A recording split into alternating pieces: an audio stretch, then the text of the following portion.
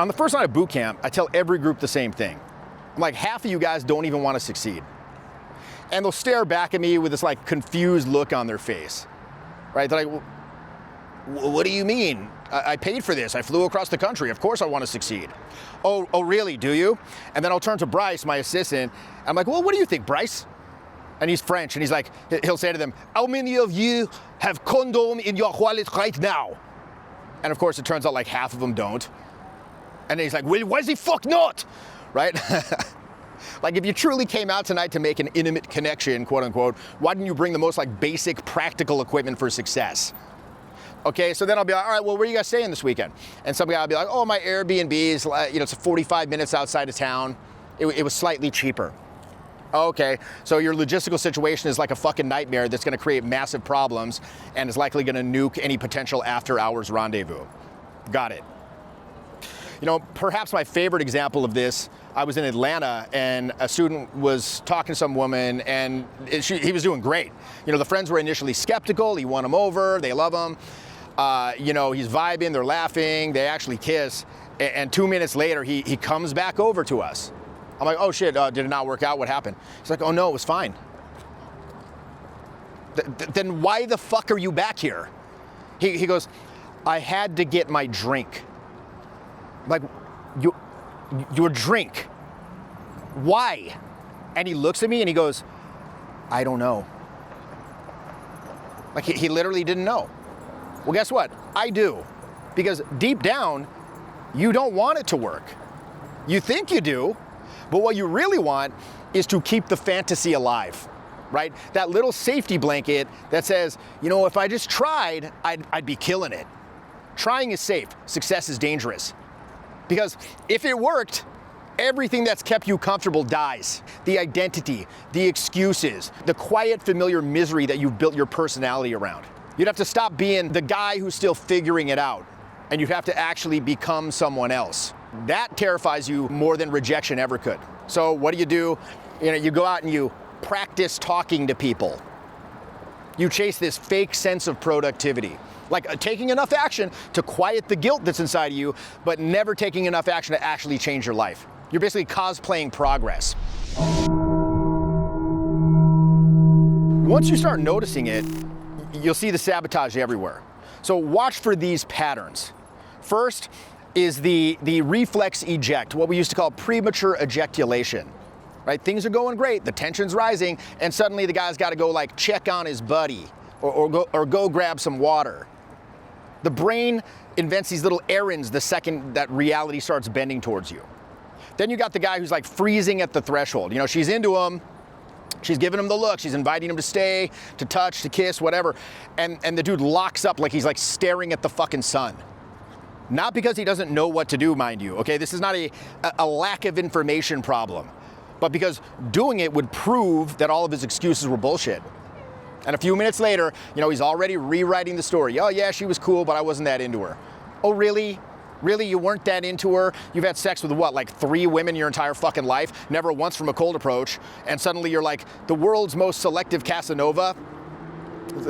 Please, like you weren't not into her, okay? You were in fact terrified of what it would mean if she was into you. Because, you know, if she actually liked you, you'd have to stop performing neediness and start owning your desire. And quite frankly, that's a level of responsibility that most dudes just aren't built for yet. You know, and look, at the novice stage, when you're first starting out, it's not even about finding your perfect type to begin with. You know, it's about simply learning how to be social without fucking short-circuiting. But instead of facing that, the ego hits you with the old woulda, coulda, shoulda. I could have, I definitely could have. And you walk back to your friends like, yeah, she was nice, I just wasn't feeling it. No, you were feeling it. You just couldn't handle being felt back. So, you know, you bury it under fucking more booze, more fucking rationalizations. Then you got the busy work crew, okay? These guys, they talk to each other all night in like the chode crystal. They're like logging their reps, 5 more sets and I can go home. Like they're grinding XP in some fucking RPG, okay? Then you got my personal favorite, the guy who actually could have pulled. He actually could have. The conversation's flowing, she's down, and he bails because, quote, I wanted to do more sets. Genius. Because clearly, what you'll learn from 10 more 2-minute chats that end in nice to meet you is going to be so much richer and more educational than seeing like one interaction through the full arc. Like, what do you think teaches you more? 10 practice swings out in the fucking parking lot, or actually stepping up to the plate and taking the hit? But the thing is, these guys, they don't want the hit. What do they want? The data. Because data doesn't reject you. These guys, you know, they can go home and tell themselves, I put in the work. I put in the work, while never once actually risking being seen.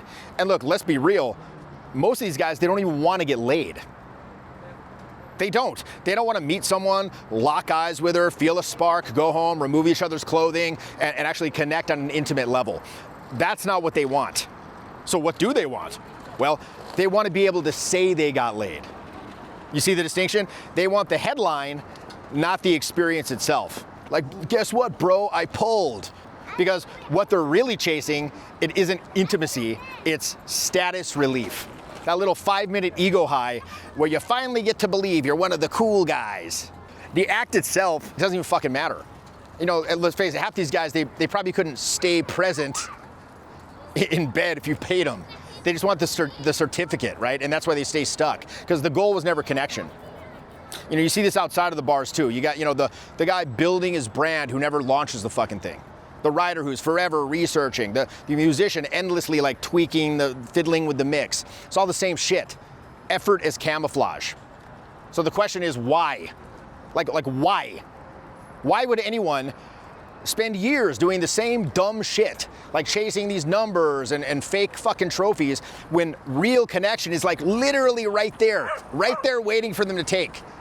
Well, they're not stupid. It's identity homeostasis, right? It's the mind's way of keeping you exactly who you believe you are, right? Everyone's got like a private thermostat for what they think they deserve.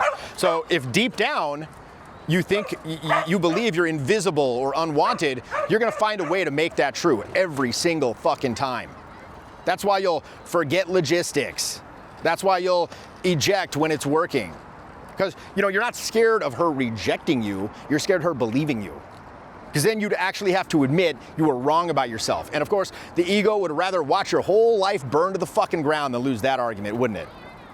The low self-esteem version of yourself, it just doesn't think connection's possible. So when it starts to happen, he hijacks the controls, right? Your whole body starts like screaming at you, that you're trying to trick someone into wanting you. And I know this because I used to be that guy. I go home with a woman and I'd still be thinking like, can't she fucking see? I'm like a fucking ugly loser pretending to be this confident dude.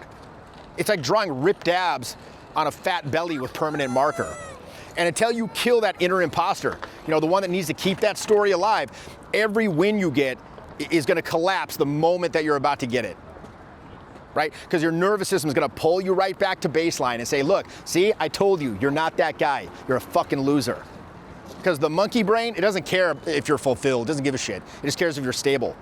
Success equals change, change equals threat. You know, deep down, you're still loyal to that version of yourself that doesn't get picked. Because, you know, that story's familiar, right? You've been living that story for decades.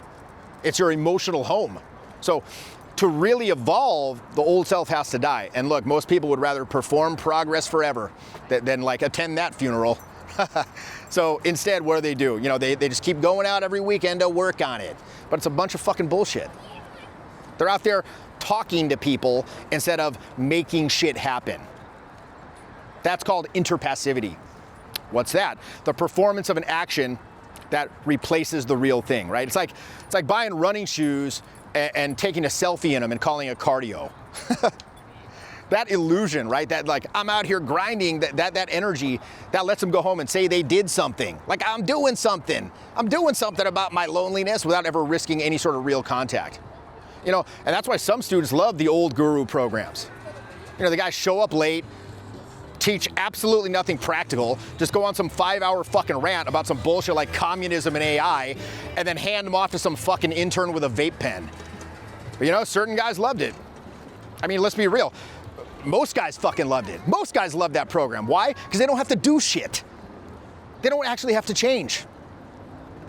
Perfect. They just get to meet the YouTube guy, take a selfie. Look, I'm in the lifestyle. It's like parasocial nonsense. instead of actual growth.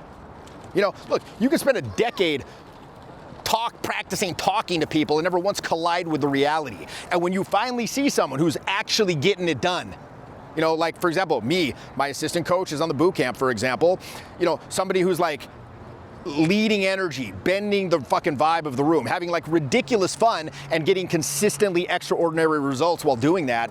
When you see that, it just suddenly comes into focus. It hits you like a ton of fucking bricks. Like whatever the fuck you've been doing with your little crew at the bar, it wasn't this. Like what you called going out was really just like clocking in for another shift at the avoidance factory. You know, that's why it feels like a chore. That's why you feel drained at the end of the night, because fake momentum is still stagnation. And deep down, you know that. And once you see that, once you really see it, you can't unsee it. You know, the difference between pretending to play the game and actually being in it, that difference is night and day. And you look back at all those years of trying, you know, the late nights, the notes, the videos, the endless fucking theory, and you realize you were just banging your head against the wall. You were never really in the field, okay? You were in the simulation. So what happens when you step out of that? When you stop pretending to learn and begin the destruction of the false self?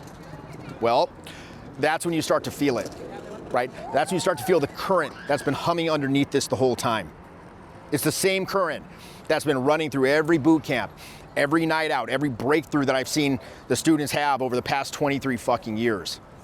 But until now, it didn't really have a home. You know, and for me, this was kind of the last problem that I felt I had to solve as a coach. For 2 decades, you know, I've watched guys learn all the techniques, understand everything conceptually, and still like collapse the moment the win was right in front of them. You know, these guys, they didn't need more theory. They needed a place to rebuild the system itself. So over the past year, I've been building that. I've been doing it quietly. And the result is, quite frankly, the only thing I could honestly put my name on after 2 decades in this game. I call it the Void Underground. What is it? It's not a fucking course. It's not another self-help monastery where you take notes on being confident. What it is, it's a field lab, okay? It's a hidden frequency where we retrain your nervous system itself, where performance dies and presence begins, where you stop watching charisma and start radiating it.